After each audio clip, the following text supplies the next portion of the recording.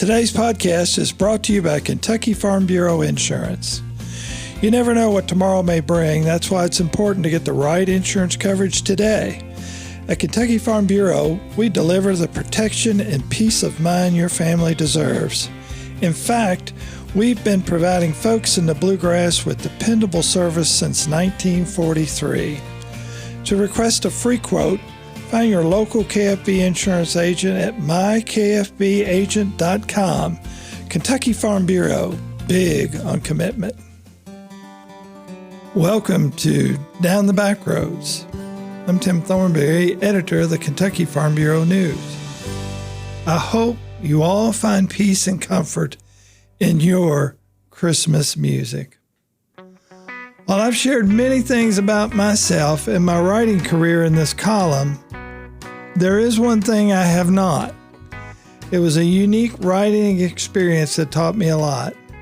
I spent 20 years working for an agricultural publication, and each summer I covered events at our beloved state fair, including some of the musical acts that are an integral part of the fair experience. In doing so, later I would occasionally get a request from music marketers to review new artists or new music for some of those established acts. Now, understand, I'm not a music critic and never professed to be. But when the opportunity presented itself, I thought, why not? The first few columns were painful, mostly because I found myself serving somewhat as a judge to these new song releases and honestly felt unworthy to do that. My editor wanted critique, and I wanted to always take the high road and say something positive.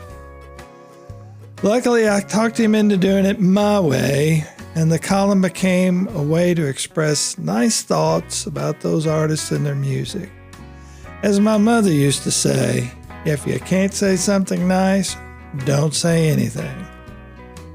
And I had the good fortune to interview a few well-known performers along the way, with a slew of up-and-coming artists as well. One of my favorite times of the year for this column was Christmas. Since this column appeared weekly in the publication, I began my Christmas song journey around Thanksgiving. I would discover that often new holiday music was sometimes hard to come by. So I found myself reminiscing about those tunes I had listened to as a kid. My dad was a big fan of the classic Christmas songs performed by a vast array of performers. Many of those songs and singers are still heard on the radio today during this special time of year. Artists like Bing Crosby, Frank Sinatra, Elvis, and Nat King Cole make their return each Christmas season, even though they have long since left us. But their holiday renditions remain a fixture in our musical collections, and I suspect they always will. But I can't mention those memorable musicians without recognizing the one and only Mariah Carey, who holds the distinction of having the most popular Christmas song in this country, with the mega hit, All I Want for Christmas Is You. Regardless of whether you are a Christmas music lover or not, most of these seasonal tunes take me back to our living room next to the console stereo, listening to our favorite Christmas records over and over again. And while vinyl has made somewhat of a comeback, even the oldest of Christmas records can usually be found online. One of my all-time favorites was an album recorded by Tennessee Ernie Ford. For those of us over 60, that name is likely familiar, and for the rest of you, his music can be found in several places on the web. You'll have to look him up.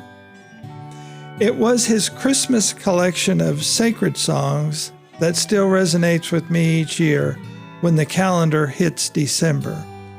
Ford's The Star Carol will always be my favorite Christmas album, and yes, you can find it on Amazon.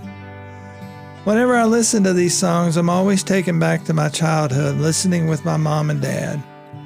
And while I'm saddened that they are no longer with me, The sound of these tunes lets me visit with them once again, year after year. I hope you all find peace and comfort in the Christmas music you have grown to love, and I look forward to each special Christmas season as I travel down the back roads.